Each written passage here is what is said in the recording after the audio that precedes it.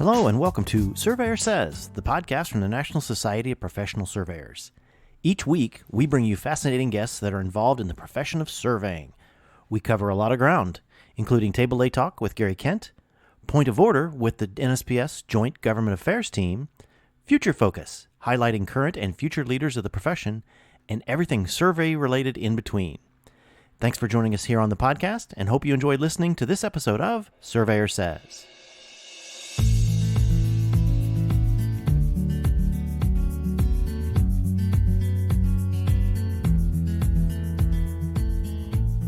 Hello and welcome to another episode of Surveyor Says. This is Tim Birch, and we have a very special guest today, starting off a new series of podcasts where we're going to talk about what is surveying. There seems to be somewhat of a question out there at times of who owns the data, who owns the tools, who owns all of these different things. So we're going to talk about it. We're going to do a little deeper dive with various guests over the next few months, and but our first guest talking about this is Mr. Brent Jones. He is a PLS and a PE. He oversees Esri's worldwide strategic planning, business development, marketing activities for land records, cadastre, surveying, and land administration.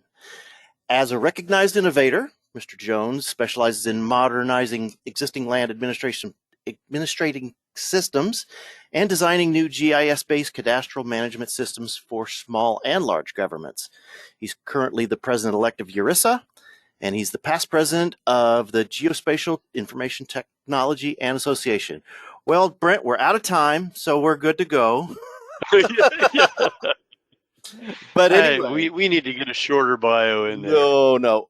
But for those who may not know who you are, there needs to be some context of how your career has been spread out over a lot of things: engineering, surveying, GIS, and a lot of the hats you wear. So thank you for joining me today, and really to talk about what is surveying, because I think you bring a unique perspective to everything that is surveying. So once again, welcome, and we appreciate you being here. All right, thanks for having me on, Tim. No problem. Okay, so I'm going to have you put on your surveyor hat first. And so when somebody would ask you off the street that doesn't know what you do for a living, what is surveying to Mr. Jones as the surveyor? Well, surveying is, and we'll talk about land surveying. We'll put those two words together because I think surveying as a broader term can be misinterpreted easily. But land surveying is it's the process of collecting information on the ground using scientific instruments and interpreting the measurements and applying what you find against the legal record and making an opinion. So that works for me. Yeah, and the difference between locating things and land surveying is land surveyors provide a professional opinion that is designed to be relied upon, whether it's relied upon by a homeowner for adding a garage or a contractor for getting a bridge in the right place. Without overstepping too much, could we say that surveying, is similar to, I won't say medicine, but like a doctor? And a doctor usually specializes in various things. We're specialists when it comes to for surveying for land issues, for boundaries, for legal issues. Kind of like a doctor may be a specialist in podiatry or something. Could we make some sort of simile in that respect, that it's that specialized? It is that specialized. It's actually I think it's the only profession that is permitted to give a legal opinion that's recognized by the courts, except for lawyers.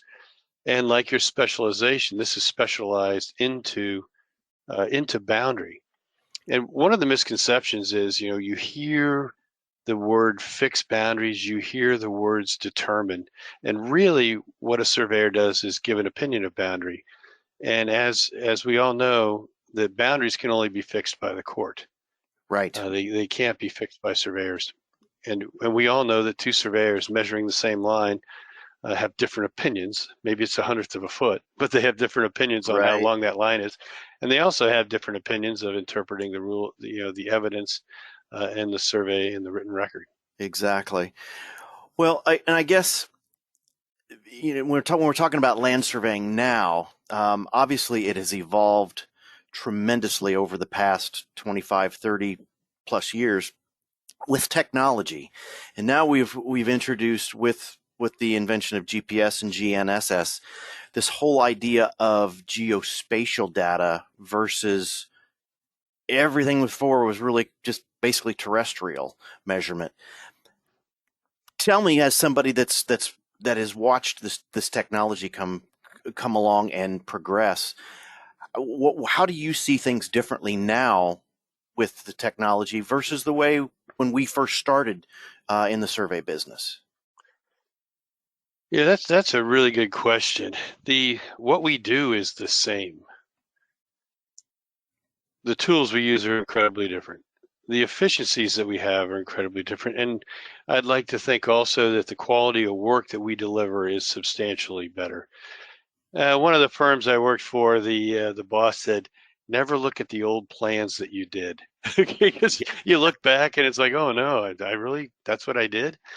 Um, so the concepts of interpreting the physical world and the legal world and issuing a survey are the same, but the tools we use to do them are different. And another thing that's really different is how we place things on the face of the earth. It wasn't too long ago that you set up your total station, you pulled out your compass for a back site, and you wrote in your field book 5,000, 10,000, and you went about your business and started locating things, and you created this plan uh, in its own coordinate system, and then you figured out all the elements that you located. You produced a nice looking plan. Hopefully the not too many of us on the that are listening did that hand drafting. I Mm-hmm. certainly struggled with the hand drafting, and I was very right at the beginning of my career is when workstations were coming out for surveyors and plotters. So I was happy about that. Mm-hmm. Many of you guys that are the same age as me remember staring at those rapidograph plotters and hitting the pause button really quick because the pen was sticking or something like that. But but now we're doing surveys in space. We know where they fit on the face of the earth. GPS, a friend of mine said GPS takes no enemies. And we found errors in the National Geodetic Control Network. We found all kinds of errors in things that we accepted as being correct with GPS.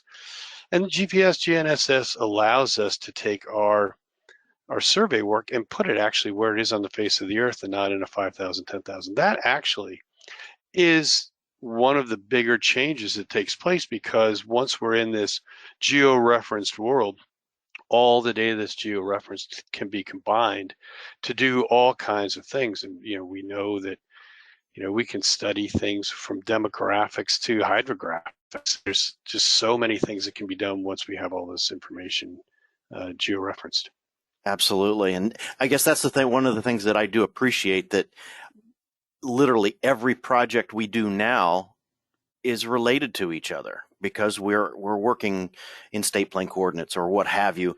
But you're right. And now trying to apply each one of those to, it's not a flat surface 5,000, 10,000 system. It's geoids and all that other stuff. So yeah, it is definitely a little different. The data is more complicated, but it's really, like you said, it's still the same. We're still doing the same thing, just in a different manner, more efficient, hopefully. Um, so, keeping the whole concept in mind with geospatial data, uh, with the invention of handheld GPS and cell phones and all this stuff that collects GPS and GNSS data now, uh, how is that? I guess I won't say how has that gotten away from the surveyor, but uh, where does it fall within the rest of I guess what we do, that this data exists everywhere, and it's hard to, I guess, say we own it, when everybody else is using it. I mean, we look at at least the GIS community and how much that GPS is used, GNSS is used by the GIS community. It's hard to really put our foot down and say, no, that's surveying. Yeah, that cat got out of the barn a long time ago. The ability to measure things, whether you're measuring a building as a tax assessor to get square footage, or you're running a wheel along the road to measure pavement. Measurement's been around a long time, and the tools for measurement just continue to evolve. LiDAR is actually it's a measurement tool. Photogrammetry is a measurement tool. Laser range finding. So these the measurement tools will continue to evolve, and at some point we're going to know where everything is. So Right. if that's all surveying is, then surveyors will be out of business when we know where everything is, and that's not really the case. Sure. Surveyors' measurements and surveyors' positioning are relied upon legally, and that's a fundamental difference. And when you try to think of what surveyors are and what they do is, using measures of statistical confidence are handy. Trust, reliability, those are things that we use when we get data from a surveyor. We pick points off of a map, or we find some data somewhere and begin to use it. We generally don't trust it the way we do with surveyors. And core at the surveyor brand is trust, at least in my opinion. Oh, sure, sure. Well, and something that you and I have talked about extensively in the past, and it's something that's it's obviously it's unique to the U.S. Most of the rest of the world uses a cadastral system with parcels and such, versus where here in the U.S. it is a title system. How has GPS and geospatial data how does that now relate to the title system, and how is it creating that much more confusion? I mean, it's something that still needs to be tied together in the GIS world. Yeah, and that's actually where GIS expertise comes in, is how do you fit these different data sets together? How do you handle different projections, different datums, and different sources of information? And one thing that GIS professionals should do, most of them do, is maintain rigorous metadata. So when you're looking at a GIS map, you know exactly the data that you're looking at. In many parts of the world, they've begun to take the survey information. And when I say survey, I don't mean the field collected measurements. I mean the record measurements that are in plans and deeds, and build systems out of that information. It's measurement, although most of the times it's inverse measurements, not necessarily direct measurements, but we know something about them. We know the Sure. quality of the measurements. So we can weight those. So we can take all this information from plans and deeds and build this measurement network of parcels. And then we can adjust that. We can actually apply some mathematical principles that surveyors share with many other professions as well, many other scientific areas of least squares adjustment. Least squares is used in all types of different professions, but we can apply that actually to a parcel map and use survey data to get the best representation, mathematical representation of those parcels. Now that's tricky because surveyors think of their survey as that's the survey. Mm-hmm. Well, it is, and that's the survey record, and it doesn't change. But in order to fit all the surveys together, you have to apply some types of mathematical rules. It's the same way in a traditional traverse. There's errors there, and we know how to balance those errors out and minimize distortion as best as possible. Well, and I think that without going too far off on a tangent, I think you hit on something. I'm also curious your opinion, because of the complexity of the measuring tools we're using now and the accuracy. We have conflicting surveyors all the time. My measurement's better than your measurement's better than your measurement, because of all this accuracy that's now attributed to GNSS and these total stations. Um, how much of that? I mean, how much do we, in your opinion, in the GIS world, how much that really needs to be kind of, I won't say softened, but I mean, accuracy is great, but in the real world, it's not. Nothing's perfect. Yeah, I remember I worked for BLM for a short time, and we had these competitions of closure, and who got the best closure? Well, uh, accuracy's always been in the DNA of surveyors, and it always will.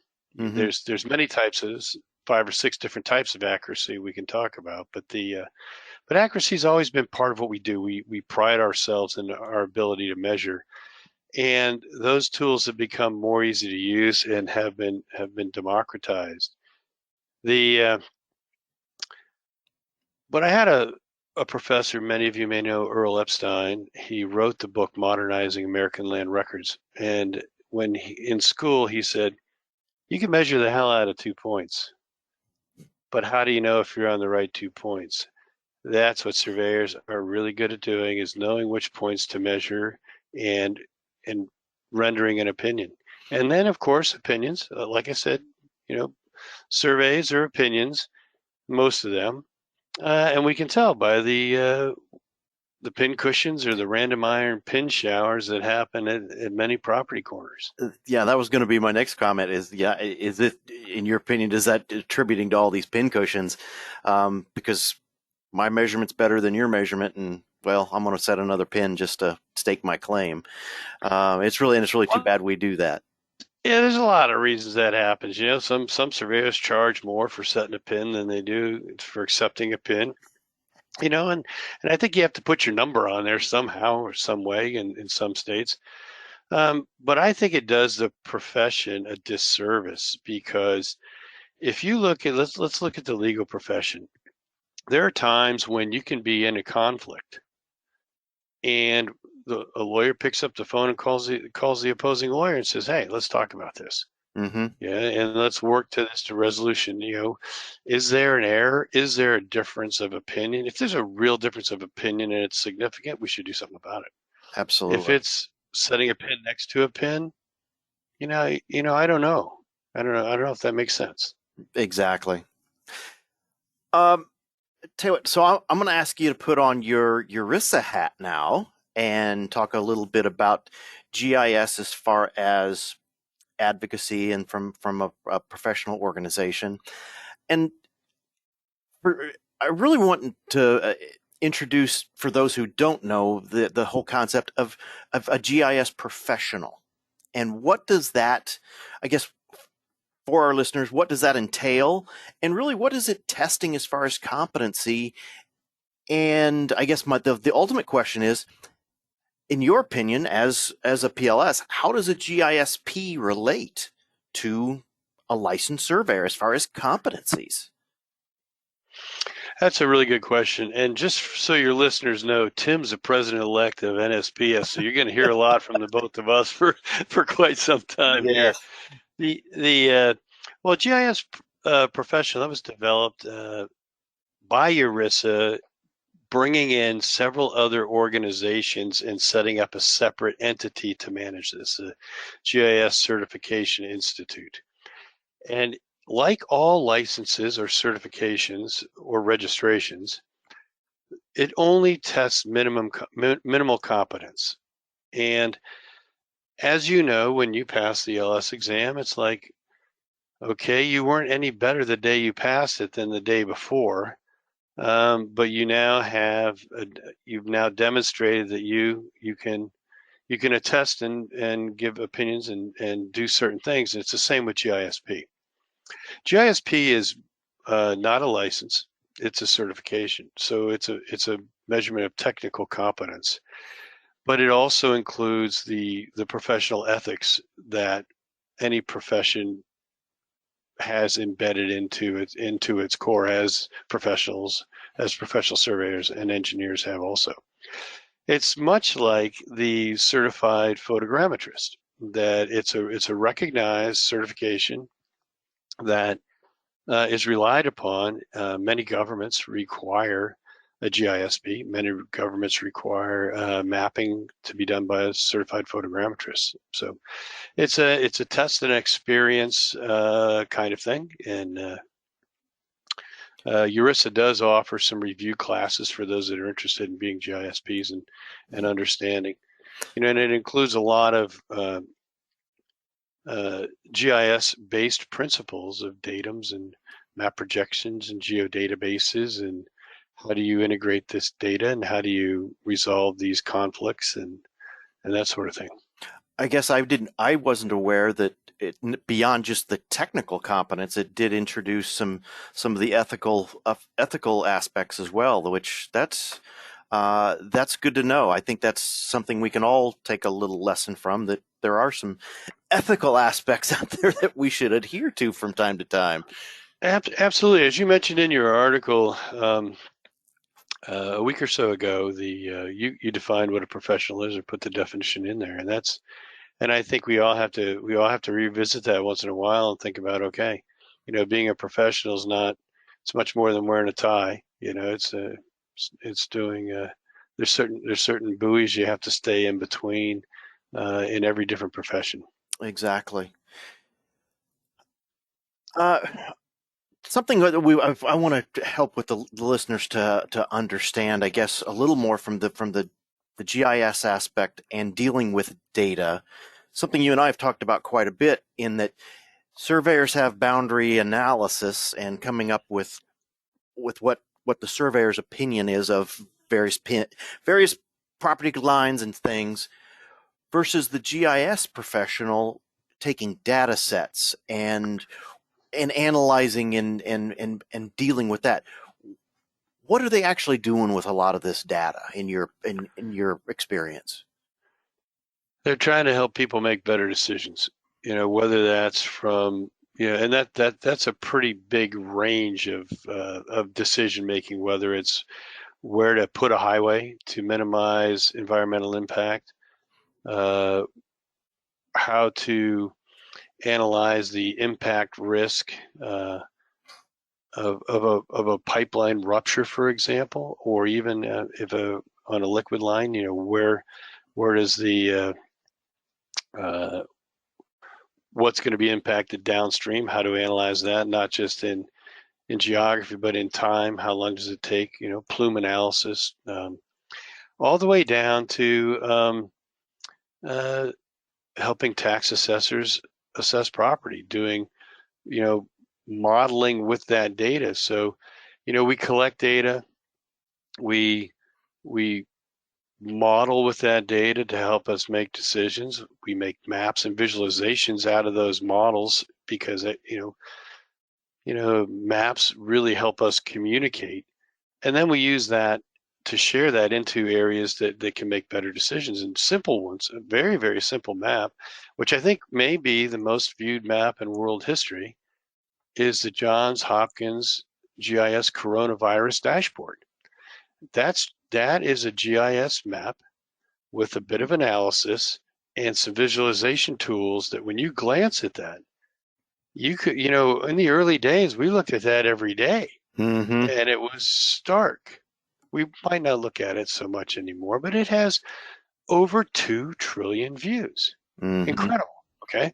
So GIS folks take that data, do some analysis, and try to make some decisions. It's used also in managing infrastructure. For example, you take an electric network, and you have customers getting power, and you have power plants generating power. Well, there's a lot of things between those two elements that are connected. And when your power goes out, you call a power company. Mm-hmm. Your customer number pops up, and they start predicting, based with a GIS system, predicting where that outage is. So they know who to send out. They think it's a certain device. So not only do they know who to send out, they know who's got the right equipment on the truck. So it delivers a lot of efficiencies. GIS is used in routing. So the data from routing it comes from all many things. I mean, we all use Waze, and we can understand how there's a traffic jam and Waze routes you around. Mm-hmm. And GIS can do that on steroids with multiple stopping points. All the large delivery companies have these massive systems for optimizing routing. But we could go on and on and on and on and on about all these uses. But in land administration, and that's kind of the area that I focus on, land administration includes tenure or ownership, taxation and valuation, planning and development, and land management. So encompassing all these things that happen with land, surveyors in the United States are primarily focused on tenure. Outside the United States, it's a broader definition where in some countries, surveyors actually do the valuation of land as well. Many surveyors are involved in land management also. So it's a much broader definition.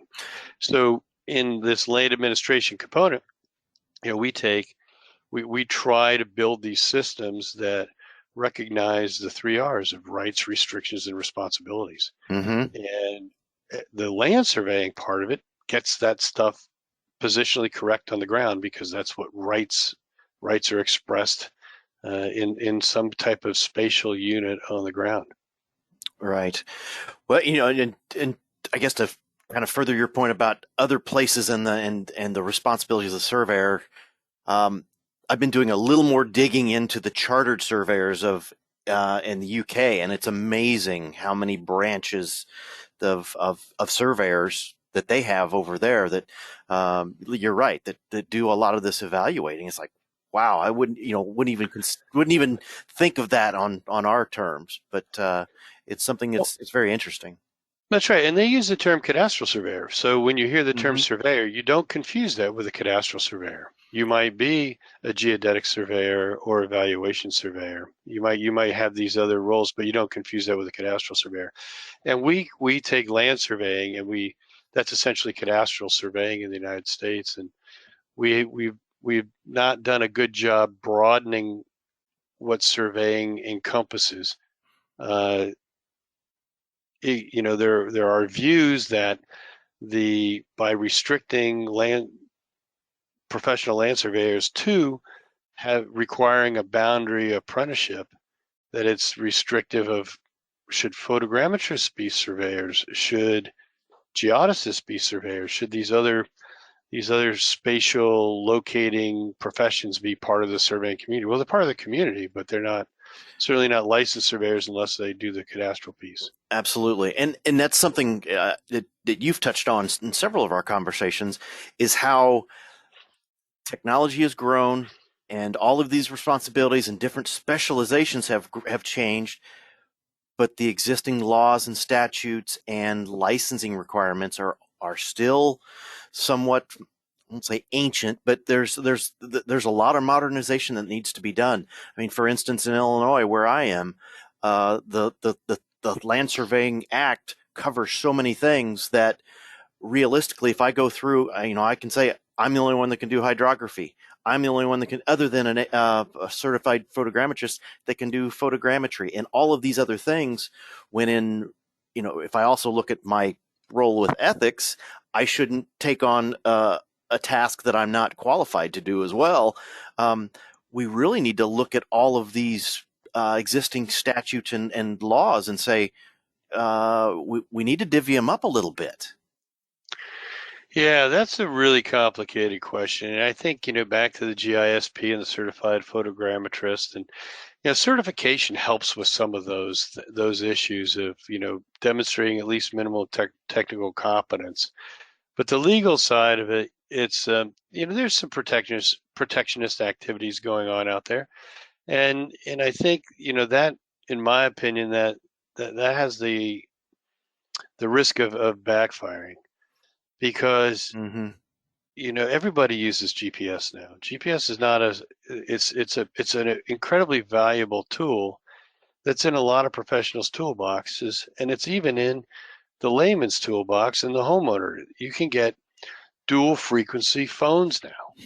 Yep. All right. The iPhone 12 Plus or Max or whatever they call it has LiDAR in it.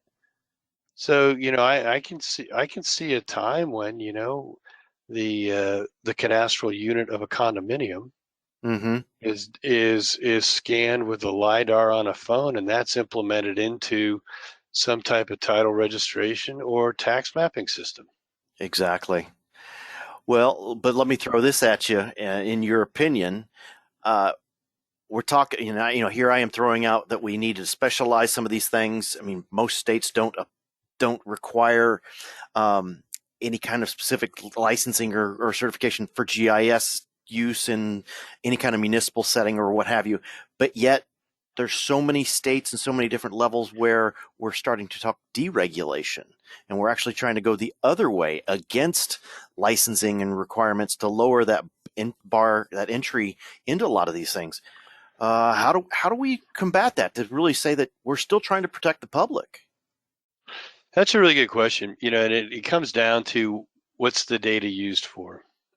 The in the model law, and I was part of that, and I did my best to protest certain things, like the word authoritative, and I think surveyors in uh, most laws or most regulations use authoritative, and they use the term survey products also. Those two, when we start looking at the law, survey products have changed, and they will continue Mm-hmm. to change.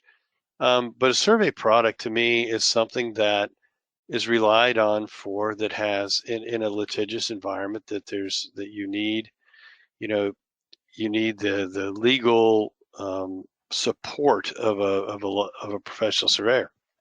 The And this authoritative tax maps are authoritative.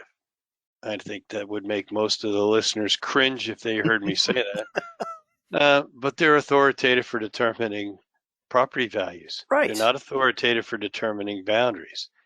So, the root of the word authoritative is author. So, did you author that data? Yeah, then you have some level of authority. And and this is actually, um, this is a role I think surveyors have yet to assume, but part of it is modernizing our land record system.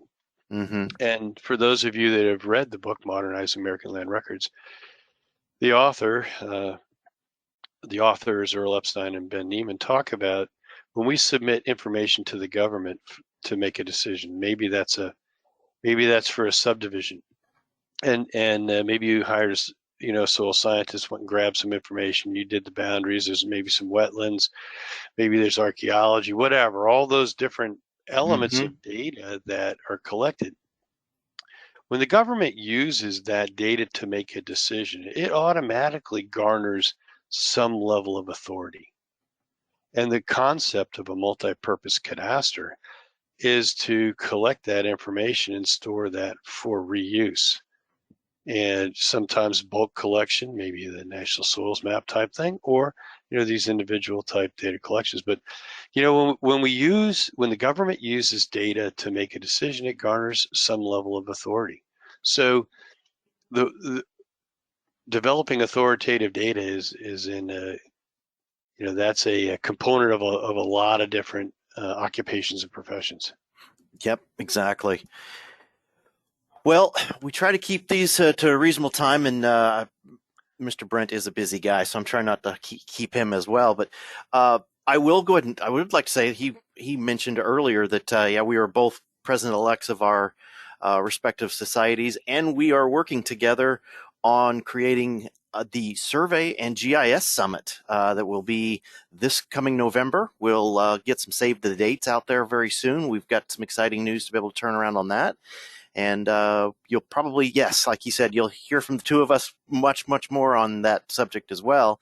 Um, but, however, I would like to have you back, Brent, because at some point, and sooner rather than later, because we've got this whole uh, datum shift that's going to be coming from NGS in time. And would really like to talk about how much that's going to play into both surveying and GIS with new datums, new dynamic datums, and what we should really be looking for and preparing for in getting set up for when that comes around the next corner. Yeah, that's good. And if we need some technical help, I can bring some in. But I will tell you, we have been working on this for a number of years, knowing that it's coming. And we have, we've worked in geodetic systems around the world, so we know, we know there's a lot of movement and how to handle that. Because positions now, instead of position in, 3 dimensions, it's really a position in 4 dimensions In now. 4. Yep, exactly. And, to me, I guess that is just one more reason why the surveying community and the GIS community needs to work together, because there's so much that we can learn from each other. And especially, like you just said, you've got experience around the world with datums that have already went this direction. We can learn a lot from other people and even their past mistakes that we can. It's the best to learn from somebody else's mistakes than your own. Exactly.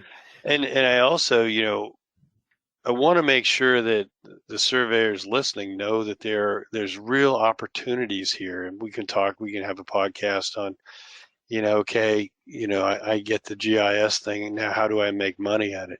I gave a talk in the New Jersey conference at ServCon, and one of the surveyors raised his hand. He goes, "Okay, I get it. How do I make money at this?" And and that's a valuable conversation to have.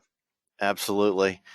Well, we appreciate you being on for this inaugural "What is Surveying" series, and we will be talking again shortly. Besides this and our upcoming summit and a lot of good stuff. So stick around. Like I said, we got a couple good guests coming in the next few weeks about more "What is Surveying" topic, and we'll see what happens next. Appreciate it. Thank you for being here. Oh, go ahead, Brent. Well, I just want to say thank you, and I really appreciate what you're doing, trying to deliver information out there with some new formats. Surveyors spend a bit of time in the truck, and hopefully they're listening to this coming home after a successful day. Exactly. That's why it's we got new generations of surveyors with new methods of providing information, and this is one way we try to do that. So we appreciate your contributions both here and everything you've done everywhere else with your multiple hats, and we look forward to many more conversations. Thanks.